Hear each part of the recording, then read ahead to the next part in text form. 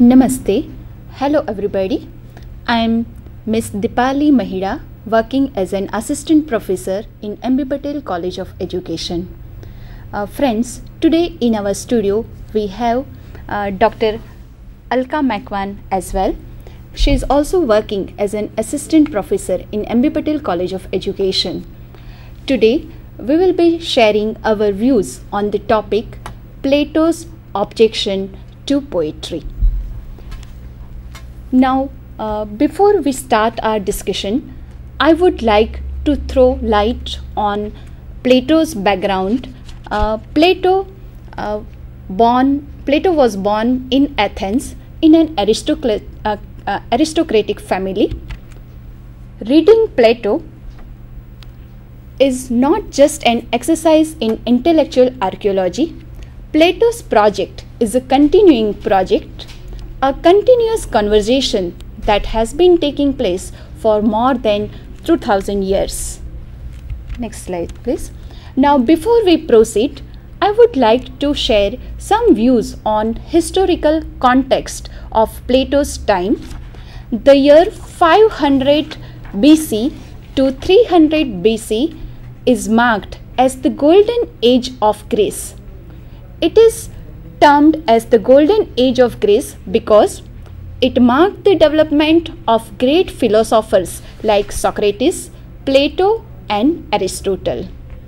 As I said earlier that Plato was born in Athens in a wealthy aristocratic family.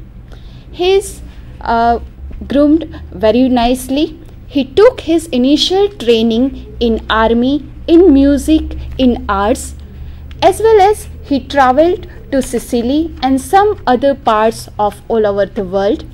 He died at the age of 81 years. Now, if we remember the connection between Plato and Socrates, we can say that Plato was the student of Socrates. Almost all we know about Socrates is from Plato's writings.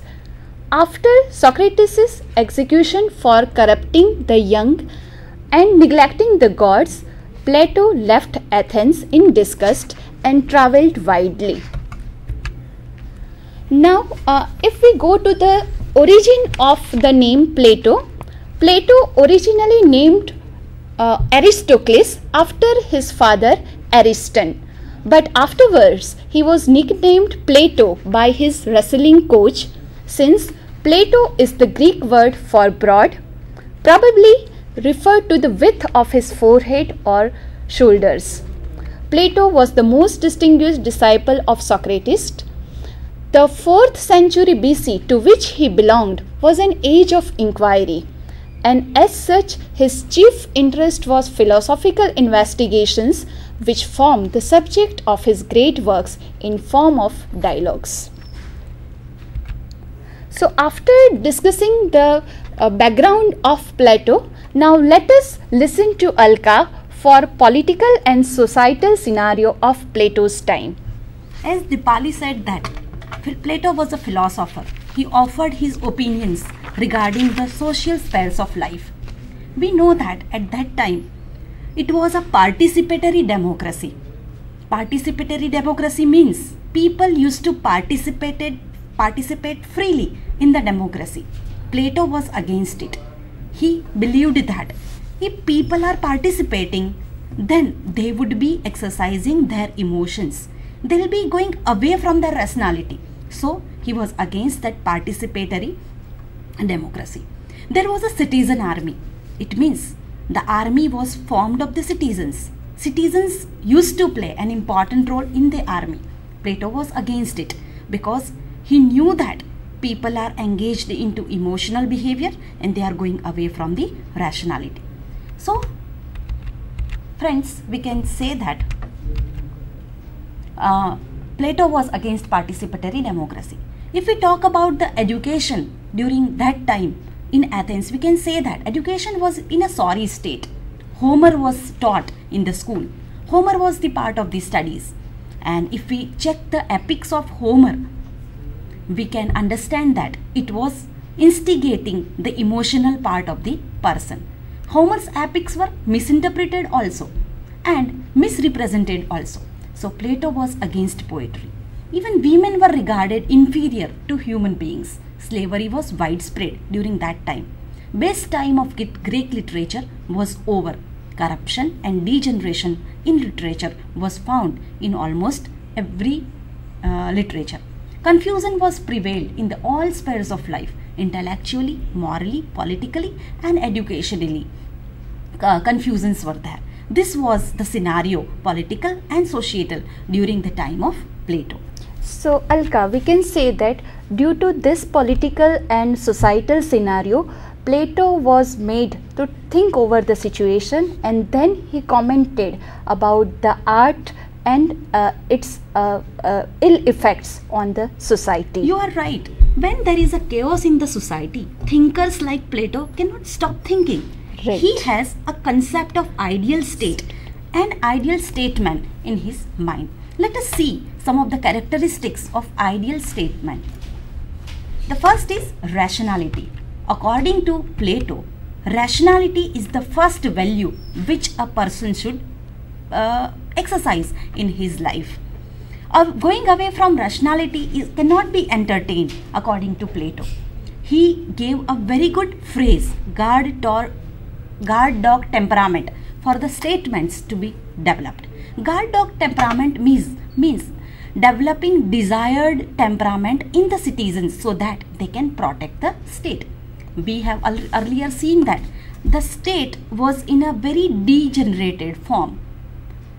Thinkers like Plato and Socrates wanted it to be generated, and that is why he wanted people to get rationally developed, and for that he gave this term guard dog temperament. He also wanted the statement to be helpful and protective to the people of the city. He wanted them to be fearless and aggressive in pursuing the enemies. He wanted the statesmen to be future guardians. He knew that if the state is in decayed condition, it is the statesman's duty to guard the state, and that is why he encouraged people to develop rationality rather than emotionality. Okay, so Alka, we can say that with this particular idea of ideal state and ideal statement in his mind, Plato started discussing all these ideas in the form of dialogue, and most of his work or most of his ideas are presented in dialogue form. And approximately it is said that all his ideas are scattered in 24 to 30 dialogues with Socrates or with other citizens, politicians and statements of that particular time. If we check his dialogues, we can say that the early phase of the dialogues, we can see the influence of Socrates. These ideas contain the ideas from Socrates. The middle dialogues, we can see the ideas of Plato and Aristotle. But in the later part of the dialogue, we can find Plato's pure ideas. Although there was the influence of his guru, his Socrates, right. He developed certain ideas. But remember that his main aim of giving the dialogue was he wanted each and every citizen of Athens to be a guard for the future of Athens. And that is why he wrote these dialogues. The most important work of Plato was The Republic. Let us see some highlights of The Republic. This is the most remarkable criticism, and it is the longest work. It has more than 450 pages. It is written in dialogue form, and it addresses major issues in almost all the branches of philosophy. Alka, I would like to also add that this work, The Republic, it is popularly termed as a treatise on justice, a treatise on education, as well as a treatise of jurisprudence. So it is the most remarkable and well-known work of Plato. As I already told, that Plato had a concept of ideal statement in his mind. Right. And in his Republic, he gave the concept, what is a good life? For him, a good life is one in which a person exercises his rationality. Enjoyment, satisfaction from emotional engagements is not the aim of good life. So this was projected in his work, The Republic. Furthermore, he also said that the good life is one in which an individual has self-control over his emotions, and it should not be a life of just immoral enjoyments. So these ideas are projected there in The Republic.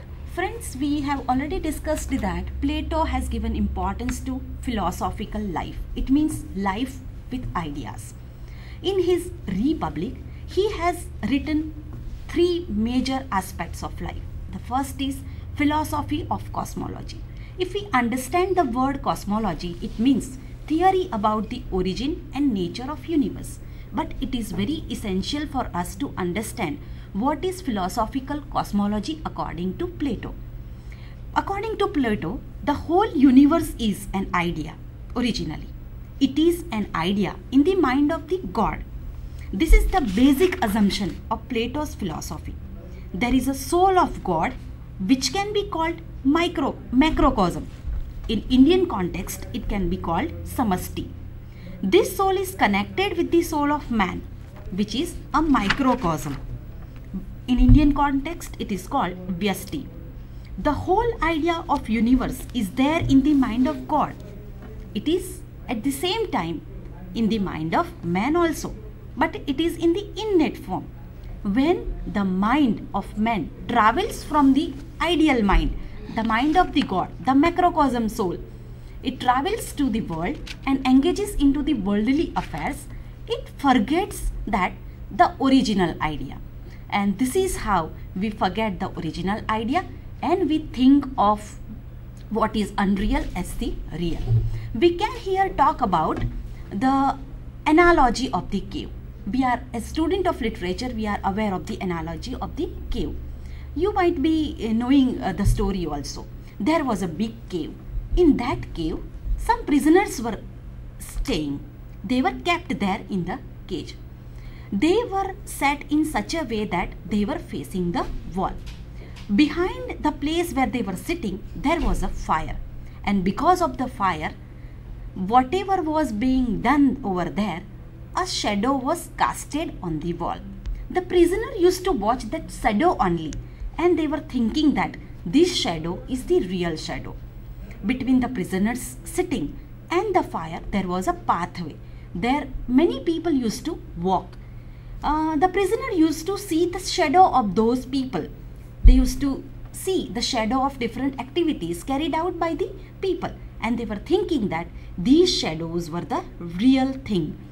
When they were taken outside of the cave and they saw the people doing quite many activities, they interpreted that these real activities are not the real activities, but they are the shadows of what they have seen on the wall. This exactly happens when we forget the reality. In philosophical cosmology, Plato talks about this philosophical belief.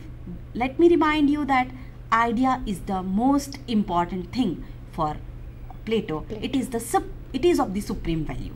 Under philosophical theology, he says that God is of the supreme value and we have to invoke God to go nearer to the idea. About his philosophical anthropology, I would like to say that the whole universe is created from the idea innate in the God's universal and absolute mind. Hence, man is the creation of God's ideas. Man has a pool of ideas within his mind. When they are put to operation, society, culture, religion, and even the physical world come into existence. This ideaism, not idealism, is embedded in cognitive expression. This rationality is fogged by any emotional act of a person. So friends, we have seen philosophical cosmology, philosophical theology and philosophical anthropology of Plato. This makes it clear that for Plato, idea was the absolute thing. Idea was to be professed or to be given importance.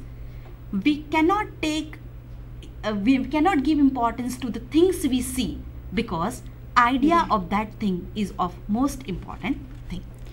So, Alka, we can say that when Plato constructed his dialogues or his views in the Republic, this philosophical cosmology, philosophical anthropology and philosophical theology, these are the foundations for the construction of the book The Republic by Plato. Yes, you are right. Any theory is founded on certain assumptions, and this philosophical cosmology, theology and anthropology are the foundation of the theory through which he objected poetry.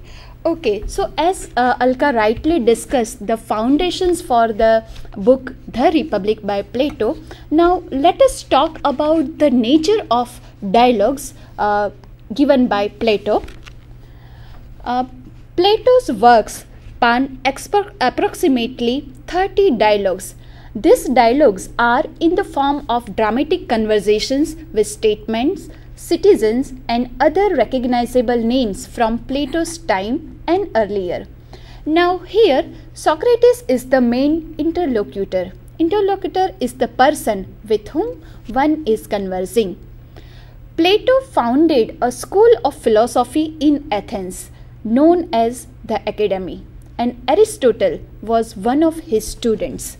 Now, from the nature of his dialogues, we can say that he was not a professed critic of his time. He inquired into the nature of imaginative art and literature and put forward his theories, which are both illuminating and provocating. I would like Alka to throw lights on these two terms, illuminative and provocative. See, we have earlier seen that Plato was favoring rationality. Anything which was against rationality was reacted by Plato. In this sense, Plato's views were provocating. It was illuminating also, because it was taking people nearer to the ideal ultimate truth. That is why it is called illuminating. He was himself a great poet, and his dialogues are full of his gifted dramatic quality. His dialogues are the classic works of the world literature, having dramatic, lyrical and fictional element. Okay, so friends, after listening to the nature of Republic, after listening to the nature of Plato's dialogues, let me concentrate on the famous comment made by R.A. Scott James in his famous book, The Making of Literature. As R.A. Scott James has rightly observed, I quote, "To the critics of the arts and especially literature, custom has given an independent place. In this respect, it differs from all other kind of criticism." Now, Alka, as you know, that here he has explained that the literary criticism occupies an independent place. Anybody who is or who is not a writer or a creative poet, he or she is free to make any comment on any literary work created by other poets or other writers. Now, this is very unlike from other fields. He has also given one example of an architecture. Suppose an architecture is the field person. He has right to make comment on the field of architecture. In the same manner, a gardener who is skilled in his art can make his comments or criticism on the skill of gardening. But that of a poet or may not be a poet, this is something very different. So thus we can say that since time immemorial, it has been customary to accept the criticism of art from a man who may or may not have been artist himself. Now, as against this view, we have the views from famous dramatist Ben Jonson. He says that judge of poets is only the faculty of poets and not of all poets but the best one. That means he wanted to explain that it is not everybody's right to comment on a piece of literature or any literary art. If a person belongs to that field only, then only he has a right or he can comment on the work of literature or literary art. Now friends, we have seen two opposite contradictory views regarding literary criticism. Now here comes the point that Plato himself was not a creative writer. In spite of that, he commented on the literary art of his time. He was not a writer by himself. Whatever ideas we have, it is presented in the form of a dialogue. Even after that, he has commented on the nature of poetry and the lessons that we have from poetry. Now, let us go to the slide that Plato's objection to poetry. What was the ground of his objection? Plato wrote dramatic dialogues rather than didactic volumes and did so with rare literary skill. One would expect such a philosopher to place a high value on literary art, but Plato actually attacked it along with other forms of what he called mimesis. He believed that philosophy was more important than the pleasure of poetry. He argued that most of it should be banned from the ideal society that he described in the Republic. Now, let us see that what are the grounds on which Plato objected poetry. Plato's objection to poetry were based on three major grounds. The first ground that he objected poetry is ethical or moral ground, or we can also say ethical or moral viewpoint. His second objection to poetry was based on philosophical ground, and his third objection of poetry was based on emotional ground or emotional viewpoint. We will be discussing all these three grounds one by one. Now let us go to the first one. What were his objections on moral ground? Dipali, it is very essential to know the meaning of the word moral or ethical. Moral and ethical has something to do with the idea of good and bad. Right. We have some beliefs about what is good and what is bad. Whatever is good is moral for us, whatever is bad is immoral for us. We have known that for Plato, idea was the absolute thing. So idea was good for him. Whatever was nearer to idea, that was good for Plato, and whatever was away from the idea, that was immoral for him. So he condemned poetry on the ground that whatever is taking the citizens away from the idea, it should be considered as immoral. Whatever is taking them nearer to the idea, it should be considered as moral. So we here take the example of one of the poems written by Homer. Here is the piece of poem. But one man alone, his heart set on his wife and his written calypso. The bewitching nymph, the lustrous goddess, held him back, deep in her arching cavern, craving him for a husband. These lines are taken from Homer's Iliad. The context of these lines is situation of war. During the war, the statesman is supposed to serve in the state, supposed to fight for the country, but his wife craves to have him in the house, and this is how a brave soldier is weakened by rising eros of the wife. If a reader reads it, it affects the reader's instincts and makes him a morally feeble individual. It takes him away from the idea of what is good. According to Plato, to serve the state is the idea. It is considered as a good behavior of a person. But when a reader reads it, it influences him to do something immoral. It affects the baser or fecal part of the soul. So Plato said that there should be a kind of censorship on the poetry, because if we do not censor, then people would fall into different emotions they will go away from the idea. In support of what I have said, let us listen to the Pali who would quote Plato. Yes, as Alka rightly described the ethical ground of Plato's objection, as she rightly said that if people are carried away by this ethical background, then they won't develop as ideal citizens for the ideal state.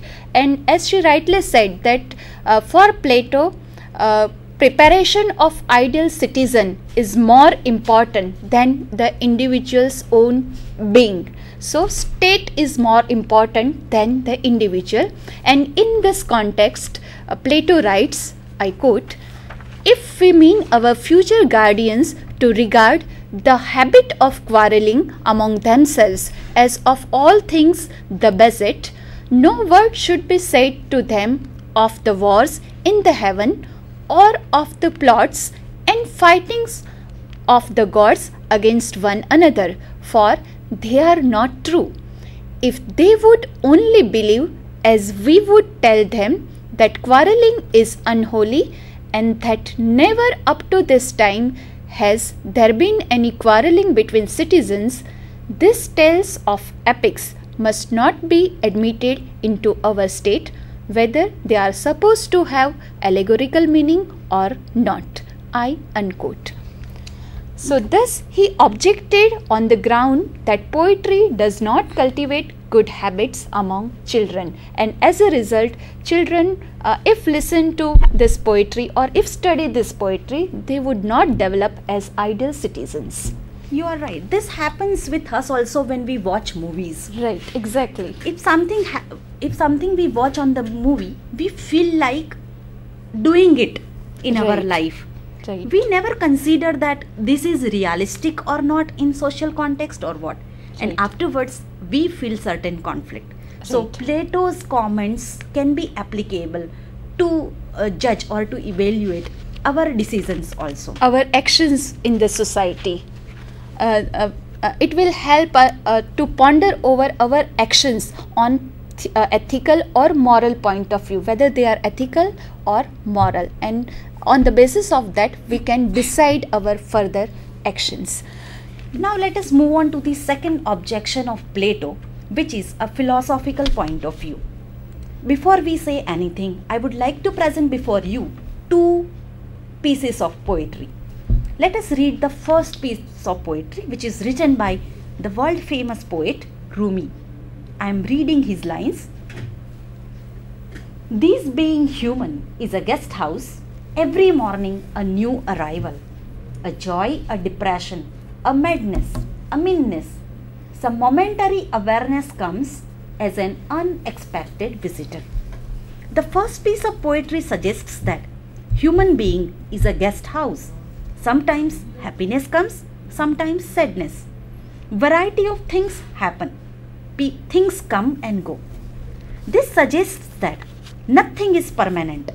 These words, nothing is permanent, it is the philosophical assumption on which this poetry is written by Rumi. It has an idea of life which has come from the poetry. Nature of life we can understand from this piece of poem. But now let us see the second part of the poem, or second poem. Which is taken from Homer's Odyssey. I am reading the second piece of poetry. "Sing to me of the man, muse, the man of twists and turns, driven time and again of course, once he had plundered the hollowed heights of the Troy. Many cities of men he saw and learned their minds, many pains he suffered, heartsick on the open sea, fighting to save his life and bring his comrades home." When we read the second line, what happens to us as readers? We doesn't get any idea about life. We do not get any heightened idea interwoven in it. Just it triggers emotions and temporal reactions. It drives us away from idea of life. On philosophical ground, Plato said that if poetry is taking you away from ideal truth, you should not use it for yourself.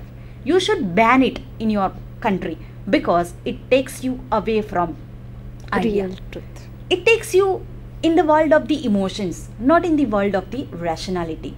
It drives you away from the ultimate truth. It doesn't teach you anything. It doesn't impart you any knowledge. And that is why it should be banished. This was the philosophical ground. Okay, so here on philosophical ground we can sum up that anything which drives the individual away from the real idea or the ultimate truth is not allowed, because one may get carried away by this imitation or by something which is not real in itself. So this is the philosophical base for his objection of poetry. Right. He favored cognitivism. Okay. He favored that statement should develop cognitivity in them, They not should be- emotionality. Right, they should be rational individuals. Yeah. Okay. That is why he banished this poetry. Okay, so we can say that in the Republic Book 10, he wrote, poetry does not lead to but drives us away from the realization of the ultimate reality, the truth. He says that philosophy is better than poetry because philosophy deals with the idea and poetry is twice removed from original idea. Plato again says that the imitator or maker of the image knows nothing of true existence. He knows appearance only. The imitative art is an inferior who marries an inferior and has inferior offspring. On this ground, now let us proceed with Plato's ideas regarding mimetic theory or his theory of mimesis. Now, in developing this theory in Book 10, Plato tells of Socrates' metaphor of 3 beds. Here, Plato referred the metaphor given by Socrates. The metaphor is of 3 beds. There is one bed which exists as an idea made by the god. This is the Platonic ideal or the original idea existing in the mind of God. Now, when a carpenter makes a bed, he is copying the original idea of bed existing in God's mind. So we can say that the carpenter is imitating the original idea, or the carpenter's work is an imitation of God's idea. Now, when an artist like a painter or a poet is writing a poem or a painter is painting a painting, he is imitating the bed created by the carpenter.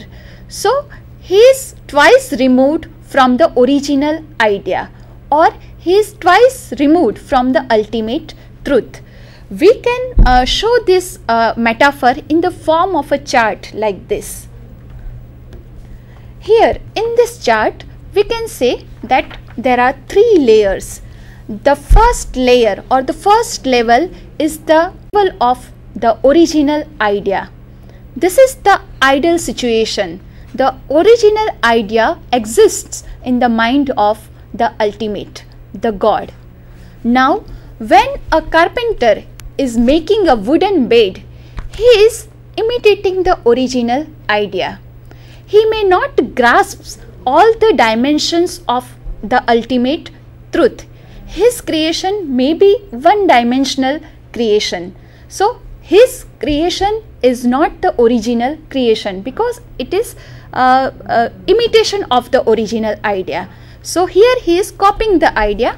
Now, when we go to the next layer, next level, when a painter is painting a bed, he is copying the idea of the carpenter. So, painter's creation is twice removed from reality because he is imitating an art of the carpenter. Now, we go to the third layer. After seeing the painting, when a poet writes a poem, his work can be said that it is thrice removed from reality, because he is imitating painter and painter is imitating the carpenter. So poetry or other literary arts can be said that they are thrice removed from reality, and they are not the real idea. They do not present the ultimate truth. Now, after this chart, we can say that the artist's bed is twice removed from the truth. The copiers only touch on a small part of things as they really are, where a bed may appear differently from various points of view, looked at obliquely or directly or differently, again in a mirror. So painters or poets, though they may paint or describe a carpenter or any other maker of things, know nothing of the carpenter's art. And though the better painters or poets they are, the more faithfully their works of art will resemble the reality of the carpenter making a bed. Nonetheless, the imitators will not attain the truth of God's creation. Now, in this context, Plato writes that all art is mimetic by nature. Art is an imitation of life. He believed that idea is ultimate reality. Art imitates idea, and so it is imitation of reality.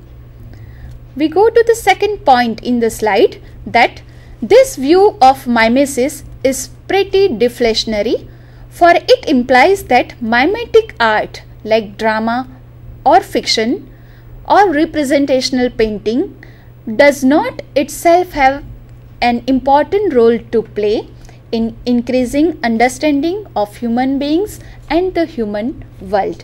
Now, later on, Plato's student Aristotle defended poetry on other grounds in his famous book Poetics. Plato wrote about mimesis in both Ion and the Republic. In Ion, he states that poetry is the art of divine madness or inspiration, because the poet is subject to his divine madness. It is not his or her function to convey the truth. I would like to throw some light on the words madness and inspiration, and for that I would invite Dipali ma'am. Okay, so when Alka, it is said that poetry it triggers of divine madness. Generally, it is said that when a poet composes a poem, he or she is inspired by muses. Now, when somebody is inspired by somebody else, then he or she is not in her real frame of mind. He or she is acting as a possessed person. And when somebody writing in this kind of state, it is not worthy to be followed. So, poetry is written in a state of inspiration or in a kind of possessed position by muses. So, it is a kind of divine madness or inspiration. In Book 2 of the Republic, Plato describes Socrates' dialogue with his pupils. Socrates warns that we should not seriously regard poetry as being capable of attaining the truth, and that we who listen to the poetry should be on our guard, because it takes us to the world of emotions, against its seductions, since the poet has no place in our idea of God. To summarize the theory of mimetic art, I would like to say that according to Plato, art is at best useless. Why is he calling the poetry as useless? Because it serves no useful purpose in society. As an imitation of nature, it added no knowledge, no intellectual value. Art is an imitation of an imitation, thus barely real at all. We have known earlier that he wanted his statements to be future guardians, and he thought that future guardians must not be imitative. If they go on imitating things, it will form a kind of habit in them.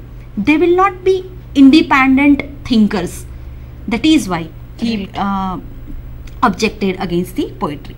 The second was, poetry is potentially dangerous because it is deceptive.